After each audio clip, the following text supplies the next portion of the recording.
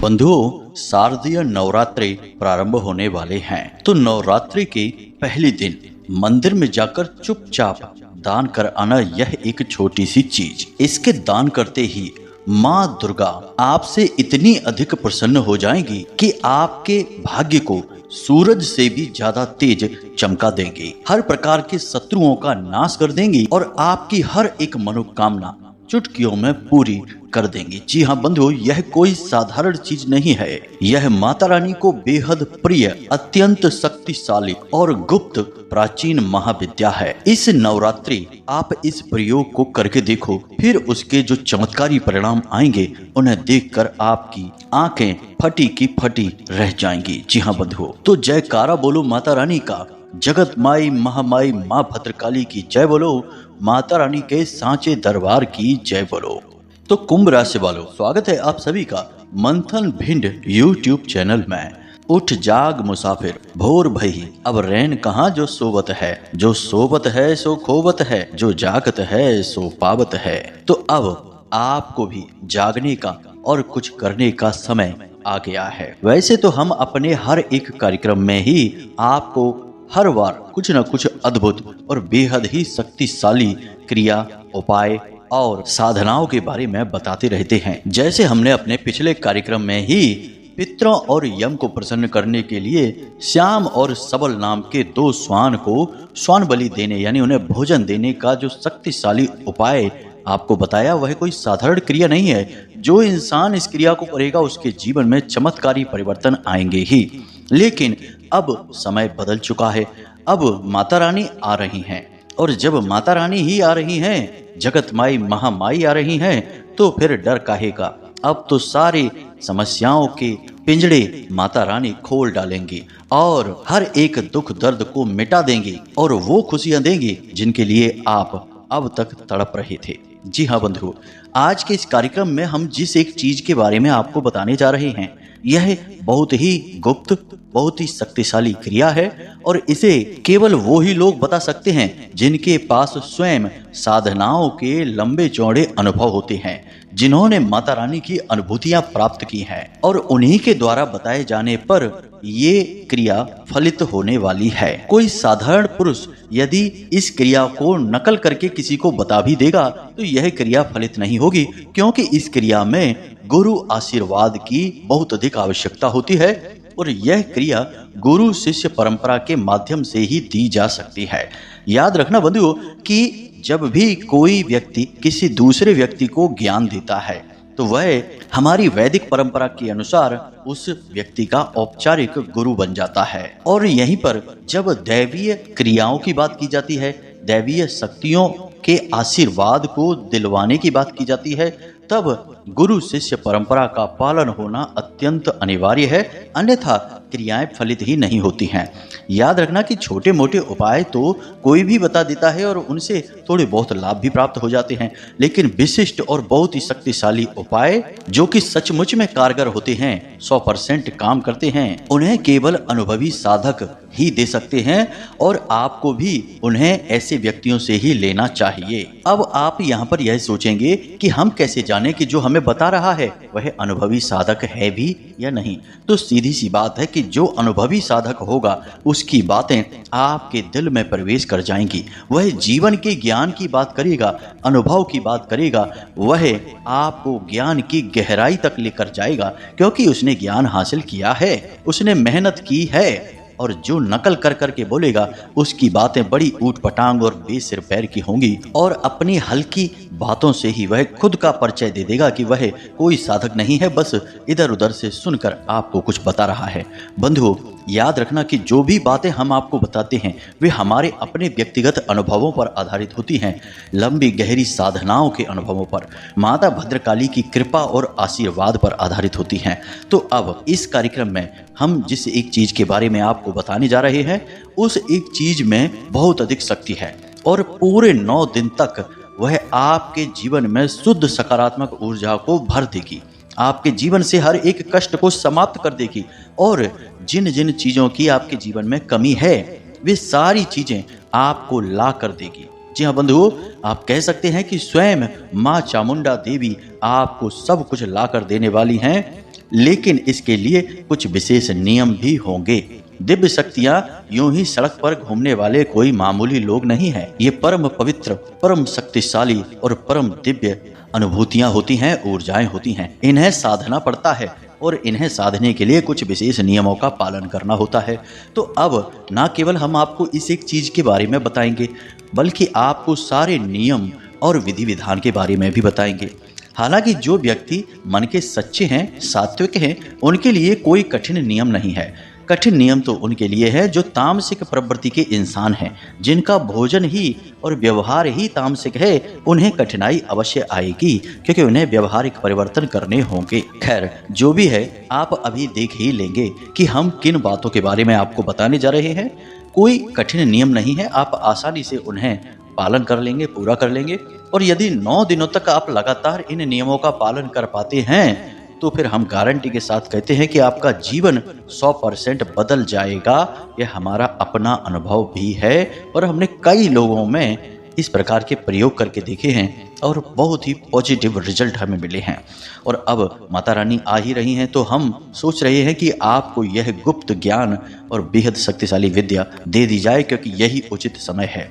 तो बंधु, आप इस ज्ञान का पूरा सम्मान करना और सात्विक मनोकामनाओं की पूर्ति के लिए ही इसका प्रयोग करना।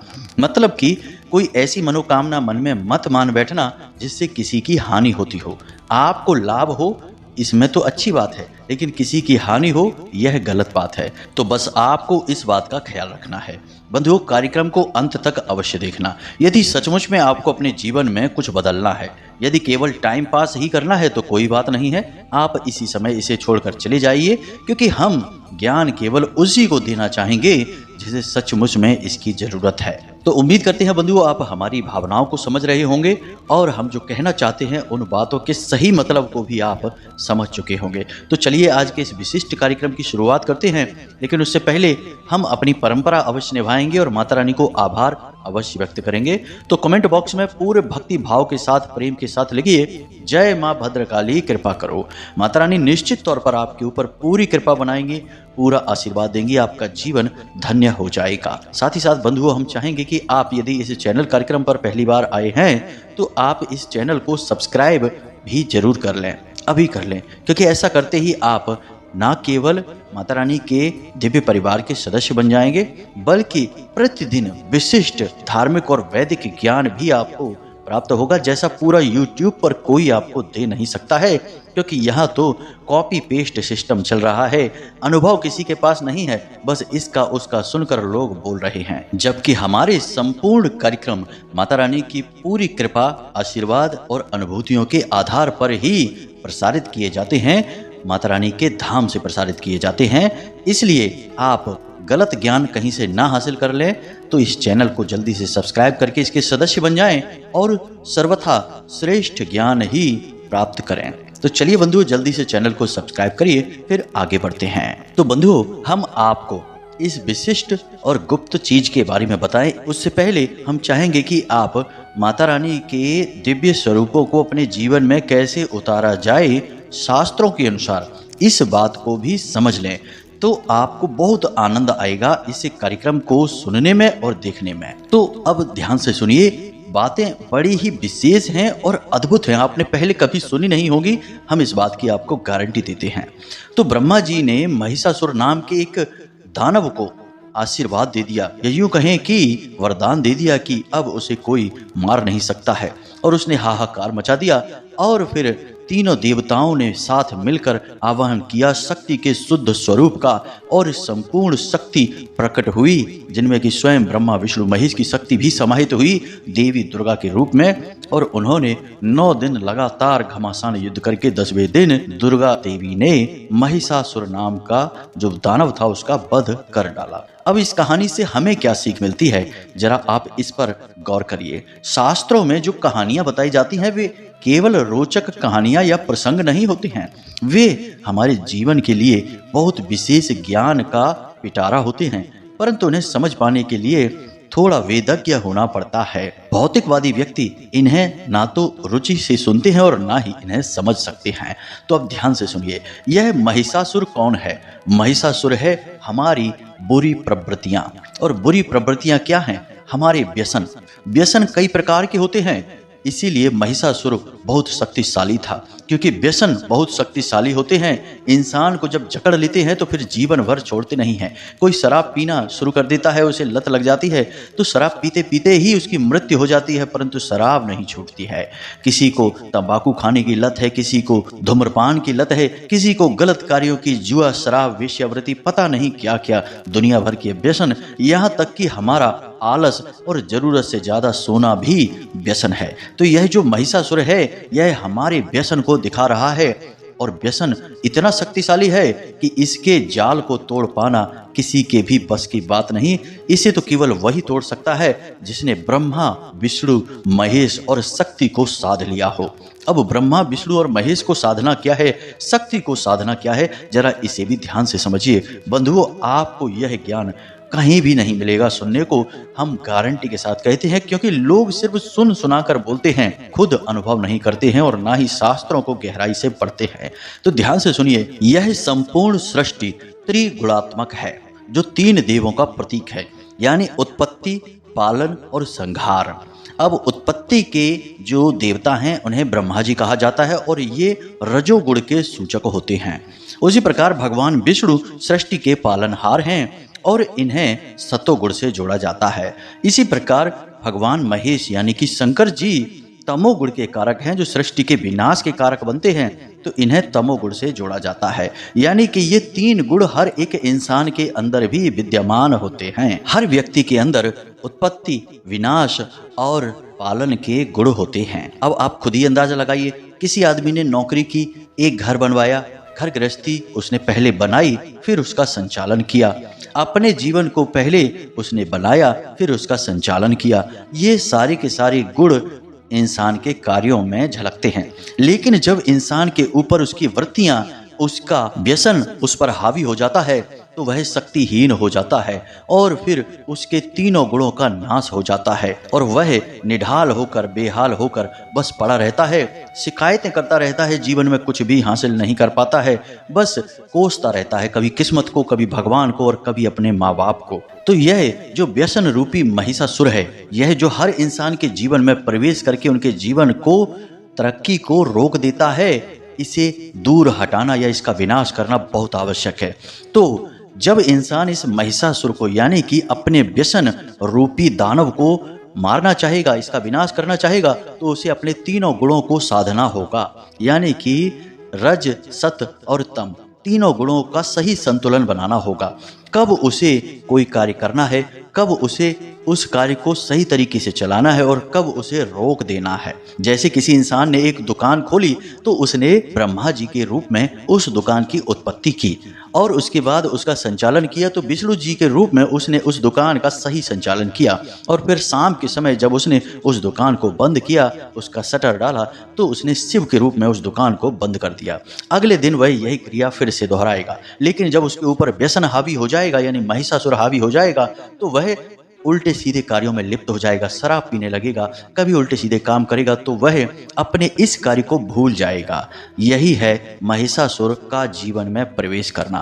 अब जब उसे इस बात का एहसास होगा कि उसके जीवन का विनाश हो रहा है इस व्यसन रूपी महिषासुर के रूप में, तो फिर वह अपने 3 गुणों को साधेगा सबसे पहले, यानी कि अपने काम पर सबसे पहले जाएगा, अपने काम पर पूरा ध्यान देगा, अपने व्यापार, अपनी जिंदगी, अपने परिवार, अपने कैरियर पर पूरा फोकस लगाएगा।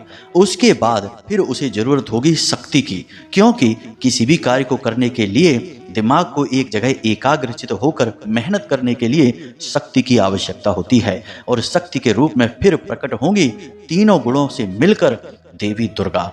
और जब देवी दुर्गा इन तीनों गुणों के साथ मिलकर कार्य करेंगी तो जैसे माता रानी को महिषासुर के मर्दन में 9 दिन का समय लगा, वैसे ही व्यसन की वजह से आपके जीवन में जो परेशानी और विनाश आया उसे भी आप रातों रात नहीं मिटा पाएंगे।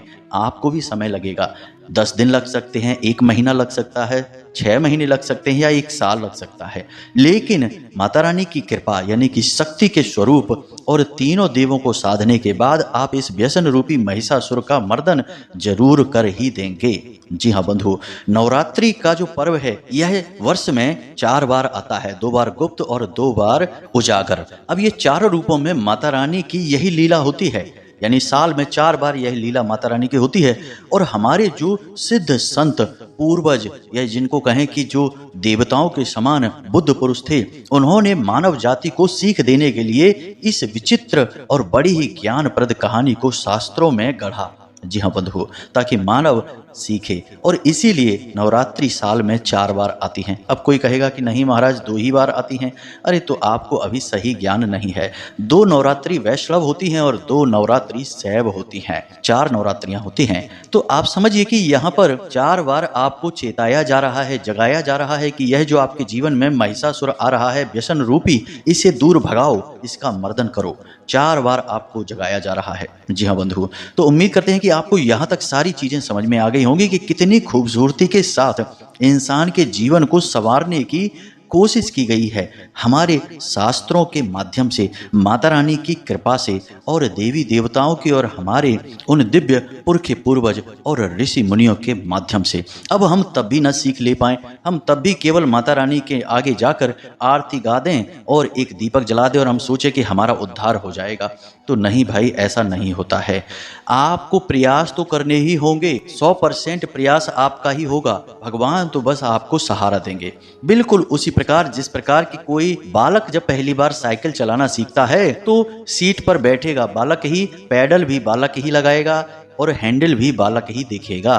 पिता तो केवल पीछे से कैरियल को थोड़ी देर के लिए पकड़ेंगे और थोड़ी देर बाद जब वो देख लेंगे कि पुत्र चलाने लायक हो गया है तो फिर धक्का देते देते छोड़ देंगे। अब बालक चलाएगा और धीरे धीरे सीख जाएगा। अब आप कहें कि पिता ही साइकिल को चलाएं और हर वक्त पुत्र को लेकर घूमते रहें तो कभी पुत्र चलना तो सीख ही नहीं पाएगा, साइकिल को चला ही नहीं पाएगा। तो जैसे हमारे जीवन में हमारे पिता की भूमिका रही है, वैसे ही हमारे परम पिता की भूमिका हमारे इस संपूर्ण जीवन काल और संपूर्ण चराचर ब्रह्मांड और जगत में रहती है। इसे समझना चाहिए। तो बंधु, उम्मीद कर रहे हैं कि यहाँ तक आपको बातें समझ में भी आई हैं और अच्छी भी लगी हैं। जो धार्मिक हैं, शांत हैं, गंभीर हैं और ज्ञान पिपासु हैं, उनके लिए तो हमारी बातें अच्छी हैं। बाकी जो टाइम पास के लिए आए थे और रातों रात चमत्कार हो जाने वाली कोई मणि या फिर पारस पत्थर की तलाश कर रहे थे, उनके लिए तो इस वीडियो में जो बातें हम बता रहे हैं सब बकवास हैं। उन्हें पारस पत्थर की तलाश में जल्दी से जल्दी अभी निकल जाना चाहिए, अपना समय खराब ना करें। तो चलिए बंधु, यहाँ तक तो सारी बातें आपने समझ ली हैं। अब हम आपको बताते हैं उस एक विशेष चीज के बारे में कि आप अपने जीवन में माता रानी का अवतरण कैसे करेंगे, कैसे त्रिदेव की शक्तियों को आप साधेंगे और भगवान की दिव्य शक्ति या यूं कहें कि माता रानी की दिव्य शक्ति कैसे आपको पीछे से धक्का लगाएगी और आप कामयाबी की ओर खींचे चले जाएंगे। जी हाँ बंधु, तो ध्यान से सुनिए सारी बातों को। अब इस एक चीज के बारे में आपको हम बताएं उससे पहले एक सवाल, बिल्कुल मौलिक सवाल है, आध्यात्मिक सवाल है कि भगवान को सबसे अधिक प्रिय एक इंसान के अंदर क्या है, यानी कि इंसान के वे कौन से गुण हैं जिन्हें देखकर भगवान बहुत प्रसन्न होते हैं। जरा विचार करके बताइए। ठीक है, आपने विचार कर लिया, अब हम आपको बताते हैं। भगवान श्री राम के वैसे तो कई भक्त हैं, तमाम भक्तों से भगवान हर वक्त घिरे रहते थे, जैसे सुग्रीव हैं, जामवंत हैं, अंगद हैं, ऐसे पता नहीं कितने, विभीषण भी हैं। लेकिन भगवान को सबसे प्रिय भक्त कौन है, जरा विचार करके बताइए। जी हाँ, आपने सही जवाब दिया, हनुमान जी। अब हनुमान जी ही भगवान को सबसे अधिक प्रिय क्यों हैं, इस बारे में विचार करके देखिए तो आपको पता चल जाएगा कि आपको क्या करना है कि आप भगवान के प्रिय भक्त बन जाएंगे। हनुमान जी की कौन सी खूबियां हैं, ध्यान से सुनिए। सबसे पहली खूबी है हनुमान जी की विनम्रता। जी हाँ बंधु, हनुमान जी हद से ज्यादा विनम्र हैं। हनुमान जी किसी का अपमान नहीं करते हैं, सबके सामने झुक कर बात करते हैं। कड़वी जबान नहीं है हनुमान जी की, कहने का मतलब यह है। दूसरी बात कि हनुमान जी किसी भी काम को छोटा या बड़ा नहीं समझते हैं। जब श्री राम जी ने कहा कि हनुमान, हमने तो विभीषण को लंकापति बना दिया और सुग्रीव को किष्किंधा का पद दे दिया और हमने भी अयोध्या के राजा का पद ले लिया, तुम्हें तो कोई पद ही नहीं दिया। तो हनुमान जी ने प्रभु श्री राम के दोनों पद उठाकर अपने सिर पर रख लिए और बोले, प्रभु हमें तो दो दो पद मिल गए हैं, आप सबको तो एक ही एक पद मिला है और हमें जो पद मिला है वो तो हमारे प्रभु का पद है, दो दो पद मिले हैं, तो इससे बढ़कर हमारे लिए खुशी की क्या बात होगी। तो अब ऐसे हैं हमारे हनुमान जी। तो अब ध्यान से समझिए कि हनुमान जी के जो गुण हैं वे गुण आपके अंदर होने चाहिए। तो क्या हनुमान जी शराब पीते हैं? क्या हनुमान जी व्यभिचार करते हैं? क्या हनुमान जी झूठ बोलते हैं? क्या हनुमान जी किसी का अपमान कर देते हैं, किसी का शोषण करते हैं? बंधुओं, ये बातें बड़ी ही सरल हैं सुनने में और ऐसा लगता है कि हाँ ये बातें तो सुनने की हैं, हकीकत में ऐसा कुछ भी नहीं होता है। लेकिन बंधुओं, हकीकत में ऐसा ही होता है। समाज यदि गंदा हो गया और सारा का सारा वातावरण नकारात्मक हो गया तो इसका मतलब यह नहीं कि आप भी गंदे हो जाएं, आप भी नकारात्मक हो जाएं। यदि आप नाली में कहीं गिर जाते हैं और आपके कपड़े गंदे हो जाते हैं, शरीर पर भी यदि आपके गंदगी लग जाती है, तो आप सबसे पहले क्या करेंगे? पहले खुद को साफ करेंगे, फिर अपने कपड़ों को साफ करेंगे। यह तो नहीं कहेंगे कि अरे अब तो हम नाली में गिर गए, चारों तरफ गंदा पानी ही है, कचड़ा ही है, तो अब तो एसी में रहना पड़ेगा, हमें भी गंदा होना ही पड़ेगा, मजबूरी है, क्या करें। जी नहीं, आप ऐसा नहीं करेंगे। तो बस अपने व्यवहारिक जीवन में भी आपको ऐसा नहीं करना है। हमेशा सत्य के मार्ग पर चलें, किसी का दिल ना दुखाएं, पवित्रता को हमेशा अपने साथ रखें और भगवान के नाम स्मरण को ही अपना हथियार बनाएं। जी हाँ बंधुओं, जब भी जीवन में कोई भी परेशानी हो, कोई भी उलझन अटकन हो, तो सीधे भगवान की शरण में जाएं। जिसके भी आप साधक हैं, जिसकी भी आप पूजा करते हैं, उसी रूप में भगवान को सच्चे मन से याद करें, उनके नाम का स्मरण करते रहें। बंधुओं, ये बातें केवल कहने की नहीं है, इन बातों में बहुत शक्ति है, प्रचंड ऊर्जाएं हैं। लेकिन आज के इस भौतिकवादी या यूं कहें कि अध कचरे समाज ने इन बातों को पीछे ढकेल दिया है और केवल लालच, व्यसन और शोषण को ही आगे बढ़ा दिया है। बड़ी ही दुख की बात है ये। खैर बंधुओं, कहने का मतलब यह है कि आपको इस क्रिया को करने से पहले अपने जीवन में इन गुणों को लाना होगा। भोजन जितना हो सके उतना साधारण खाएं, तेज मसालेदार भोजन ना खाएं इन 9 दिनों के लिए, यानी कि माता रानी के ये 9 दिन हैं, इन 9 दिनों के लिए। उसी के साथ साथ जितना हो सके उतना सत्य कहने की कोशिश करें। यदि बहुत बड़ी कोई परेशानी हो, ज्यादा नुकसान हो रहा हो, तो झूठ बोलकर भी काम चला सकते हैं, परंतु बात बात पर झूठ बोलना, लोगों को बेवकूफ बनाना, हर बात में इधर की उधर बात करना, ये बिल्कुल गलत है। किसी की बुराइयां नहीं करनी है। जब भी एकांत में हो, भगवान के नाम का स्मरण करना है, क्योंकि यह चित्त बड़ा ही चंचल है। यदि आप इसे कहीं नहीं लगाएंगे तो ये आपको कहीं ना कहीं लगा ही देगा और यह जहां आपको लगाएगा वहां आपका विनाश ही होगा। जी हाँ बंधु, तो आप इसे भगवान के नाम में लगा देना, बस यह काम आप करना। अब हम आपको बताने जा रहे हैं इस एक चीज के बारे में, जरा ध्यान से सुनना सारी बातों को, और जैसे हम बता रहे हैं बिल्कुल वैसे ही इनका उपयोग करना और नवरात्रि के पहले दिन मंदिर में जाकर इसे दान कराना। तो ध्यान से सुनिए। सबसे पहले तो आपको नवरात्रि के पहले दिन माता रानी के दरबार में जाना है, यानी आपके नज़दीकी माता रानी का जो भी मंदिर हो वहां जाना है और माता रानी को पूर्ण श्रृंगार उन्हें समर्पित करना है। जी हाँ बंधु, यह बहुत ही जरूरी है। उसके बाद उस मंदिर में बैठने वाला जो आसन है, यानी जिस आसन पर बैठकर भक्त लोग माता रानी की पूजा पाठ आराधना करते हैं, ऐसे 5 आसन आपको दान करने हैं। साथ ही साथ किताब भी दान करनी है। किताब यानी कि चालीसा वगैरह की किताबें होंगी या दुर्गा सप्तशती की जो किताबें हैं, वे किताबें आपको 5 दान करनी होंगी। इसी के साथ साथ माता रानी को इत्र अवश्य दान करें। इत्र के दान से माता बहुत अधिक प्रसन्न हो जाती है और इत्र शुक्र का भी सूचक होता है। जब आप माता रानी को श्रृंगार और इत्र, विशेष तौर पर अच्छी क्वालिटी का इत्र लेना है आपको, ऐसे ही कोई उल्टी सीधी सस्ती चीज ना ले लेना, थोड़ा खर्चा कर लेना। इससे होता यह है कि माता रानी को आपके इत्र की कोई विशेष आवश्यकता नहीं है, लेकिन आपका भाव जरूर दिखता है कि आपने कष्ट उठाया, मेहनत की और अपनी मेहनत का पैसा आपने माता रानी के ऊपर लगाया, तो भाव दिखाना है आपको। तो आपको थोड़ा अच्छी क्वालिटी का इत्र लेकर माता रानी को समर्पित करना है, उन्हें देना है। इससे माता रानी बहुत अधिक प्रसन्न होती है और सबसे बड़ी बात कि आपके जीवन में धन की कभी कमी नहीं होती है। अब बात करते हैं उस विशेष चीज के बारे में जो आपके लिए बहुत लाभप्रद रहेगी और जिससे सीधी कृपा आपको माता रानी की प्राप्त हो जाएगी। तो इसके लिए आपको क्या करना है कि एक सफेद रंग का कागज लेना है और उस सफेद रंग के कागज पर आपको 9 बार नवाड़ मंत्र लिखना है। नवाड़ मंत्र तो आप जानते ही होंगे, ऐं ह्लीं क्लीं चामुंडाय विच्चय। ओम नहीं लगाना है, नहीं तो यह दशाक्षरी हो जाता है। तो अब आपको नवाड़ मंत्र लिखना है 9 बार। उसके बाद आपको उस कागज को लपेटने के लिए एक हरे रंग की पोटली चाहिए, यानी हरे रंग का एक कपड़ा चाहिए। और अब दूसरी सामग्री है चावल।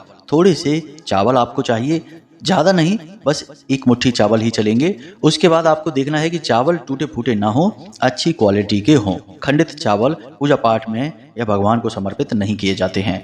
इसके बाद आपको एक सुपारी, एक इलायची और एक लौंग का जोड़ा, साथ ही साथ एक सिक्का। जी हाँ बंधुओं, वैसे तो चांदी के सिक्के का विधान है, लेकिन आप चांदी का सिक्का यदि नहीं कर सकते हैं तो कोई बात नहीं है, कोई भी साधारण सिक्का आप कर सकते हैं, लेकिन चलने वाला सिक्का होना चाहिए, खोटा सिक्का नहीं। इस पूरी सामग्री को आप पोटली बनाकर रख लें और पहले दिन देवी दुर्गा के या माता रानी के किसी भी मंदिर में आप जाएं और इस सामग्री को माता रानी के चरणों में रख दें। यानी कि जो गर्भगृह में पुजारी होंगे उनसे निवेदन करें कि इस सामग्री को माता रानी के चरणों में समर्पित करें। उसके बाद बस आपको करना इतना है कि वहां पर बैठकर इस नवाड़ मंत्र का कम से कम एक माला जाप करनी है। मंदिर में वहीं पर बैठकर गाय के घी का आप दीपक जलाएं और नवाड़ मंत्र का जाप करें।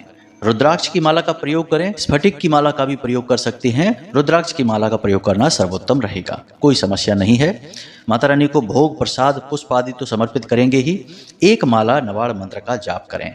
इसके बाद कोशिश यह करें कि अपने घर में 9 दिन तक लगातार गाय के घी से अखंड ज्योति भी जलाते रहें और अपने घर में भी प्रतिदिन रात्रि के समय, दिन में नहीं, रात्रि के समय नवाड़ मंत्र की एक माला जाप रुद्राक्ष की माला से करते रहें।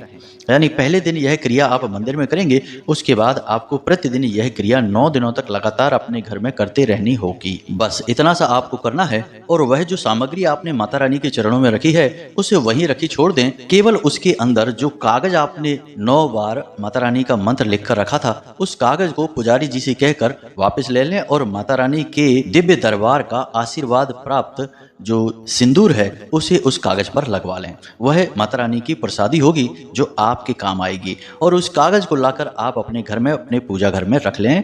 पूजा घर में भी उसे पूरी पवित्रता के साथ रखें, यानी कि माता रानी का जो भी स्वरूप आपके घर में, पूजा घर में विद्यमान है, उनके चरणों में रख दें। बस इतनी सी क्रिया आपको करनी है और 9 दिन तक लगातार इस क्रिया को दोहराते रहेंगे और फिर देखिए कि कैसे जादुई चमत्कार आपके जीवन में होते हैं। बाकी जीवन शैली में भी आपको परिवर्तन करने होंगे, हमने आपको इसके बारे में बता दिया है, क्योंकि सारी चीजों को एक साथ मिलाकर कार्य करने से ही महापरिवर्तन आते हैं। वरना आप केवल एक ही कार्य करेंगे और बाकी किसी चीज पर ध्यान नहीं देंगे तो परिवर्तन बहुत ही सूक्ष्म होंगे, हो सकता है आपको दिखाई भी ना दें।